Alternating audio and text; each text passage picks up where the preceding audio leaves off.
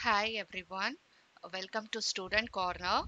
So we will be discussing few important questions that will usually appear in our written test to clear the finance and accounts interview. So first, foremost important thing which usually we used to forget or which is quite frequently asked in our interview if we see the golden rules of accounting. But actually we might be in a plan to read more concepts while we are entering into an interview, but quite often usually they used to ask about the golden rules of accounting which might we forget. But golden rules of accounting is very simple. As we know, there are three types of accounts, that is the personal account and real account and the nominal account. So personal account is that the name of the person, or even it can be a natural person or the artificial person, and even a representative personal account. So usually in day-to-day business transactions we might come across lot of people where we purchase goods from different suppliers, or we may sell goods to different customers, and even we might have lot of transactions with the bank. So those people which get affected due to this will come under the personal account. So usually the personal account rule will be the debit the receiver and credit the giver. And next one we are moving on to the real account. All the tangible items, usually the real assets will come into the picture. So real account rule is that debit what comes in and credit what goes out. So you while making purchase, the goods will come into the business and the cash will be going out of the business. So everything will be recorded from the company perspective.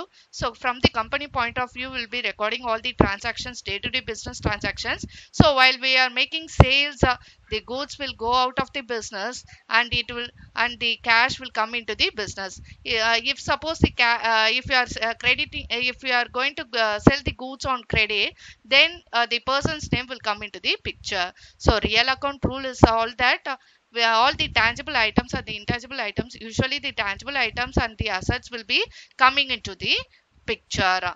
So here the rule will be the debit what comes in and the credit what goes out. And nominal account is that, so in day-to-day business transactions we might pay lot of expenses like wages, salaries, interest, and we might pay commissions and certain income receipts we might be receiving, like we may receive interest from the bank, or commission, and like so on. We might receive a discount so from the suppliers if we make a prompt payment. In such situations, all that receipts and the payments, all the expenses and incomes will be recorded over here.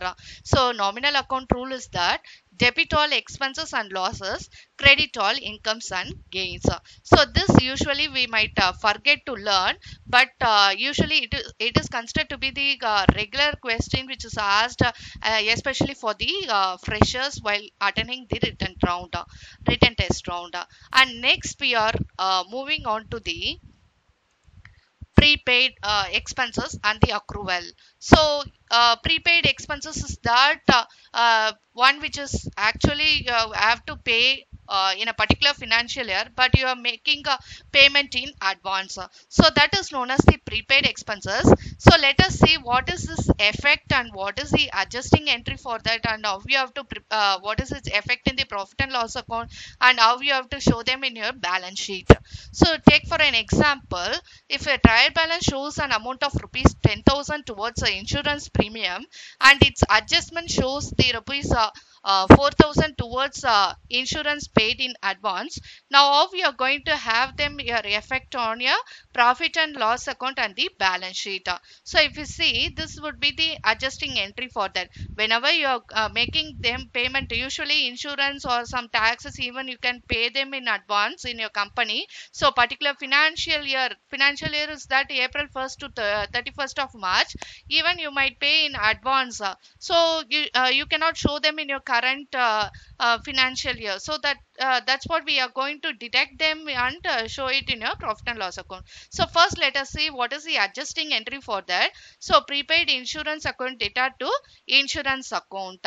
So you are showing the 4,000 amount in your adjusting entry. And next we are moving on to the profit and loss account, where the insurance usually all the expenses will come under the debit side, so we will be having a debit and credit side. So debit, you usually write all the expenses, and credit is for all the incomes and gains. So on the debit side you will be writing the two insurance and the amount whichever given in the trial balance, rupees 10,000, and from that you have to deduct the prepaid insurance, prepaid expenses. So the amount would be the 4,000 which is given in the adjustment. So finally how much amount you should show is that rupees 6,000 you should show in your profit and loss account. This is the effect of prepaid expenses in your profit and loss account. And next we are moving on to the balance sheet. So balance sheet, where it would appear is that on the asset side already you have paid that expense, so you should show them in your asset side. So how much amount you will be showing is that only the prepaid insurance amount of 4,000 is always treated as a which kind of asset is that current asset. So under asset side, current assets, you will be recording the prepaid insurance, and how amount will be the 4,000 amount. 4,000 rupees you will be entering on the asset side of the balance sheet. So this is the usual question which is asked in the interview for the prepaid expenses, how you will have a effect over it, and how you will be posting that in your profit and loss account and the balance sheet. And regarding the accrual, so if you go on for the accrual next, it is nothing but the outstanding expenses. So whatever expenses which has to be paid in that year, it is due, so it is yet to be paid. So not yet you have paid. Sometimes you might not pay your rent or the salaries or the wages to the employees, laborers. So at that time the outstanding expenses come into the picture. So outstanding expenses, that is in a particular financial year you have to pay those expenses, but you, due to some reasons the company might not pay, so it is always considered as a arrears or the due which has to be paid in the next year. So particular financial year, how it would be the effect, and how you will pass the adjusting entry, and how you will post them in your profit and loss account, and what is the treatment in the balance sheet, we can see now. So if you see on this, the question is like that, the trial balance shows an amount of rupees 10,000 towards rent, and the adjustment shows an amount of rupees 4,000 towards an outstanding rent. So usually if you see in the trial balance, you will be having the rent amount on the debit side of the trial balance, debit column of the trial balance, and in the adjustment you will be having the outstanding rent. Now how to post this, let us see now. So adjusting entry, if you see, so rent account data to outstanding rent account. So you might write the amount of rupees 4,000 which is given in the adjustment as like this. So in the debit column and the credit column. And next we are moving on to the profit and loss account, where on the debit side you will be writing the to rent. All the expenses will be recorded on the debit side. So to rent, whatever the amount given in the trial balance, rupees 10,000, you have to write over here, and you have to add up the outstanding rent plus outstanding rent rupees 4,000. So actually you have to add up here, rupees 14,000 will be put together. And coming on to the balance sheet, if you see on the liability side, since it is a due, it is a current liability, you will be writing on the balance sheet side, particularly under the current liabilities, like outstanding rent rupees 4,000.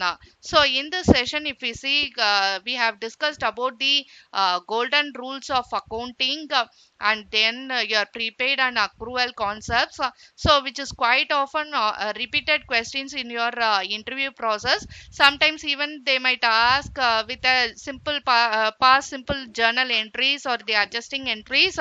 So you must be knowing as first, or the term you should might be knowing about that, and how to pass adjusting entries or the journal entries, and how its effect and treatment in your balance sheet. So if you are clear with this concept, then you can very well go ahead with your interview written test process. So most probably if you clear your written test, around more than 60% you have got the chances of clearing your interview. So first is your basic thing is that you must be knowing your all your accounting terminologies and the financial concepts, which which might obviously make you to clear more than 60% of the chances of clearing your interview. So with this I will end up my session, and will discuss more videos and more concepts in my upcoming videos. Thank you so much.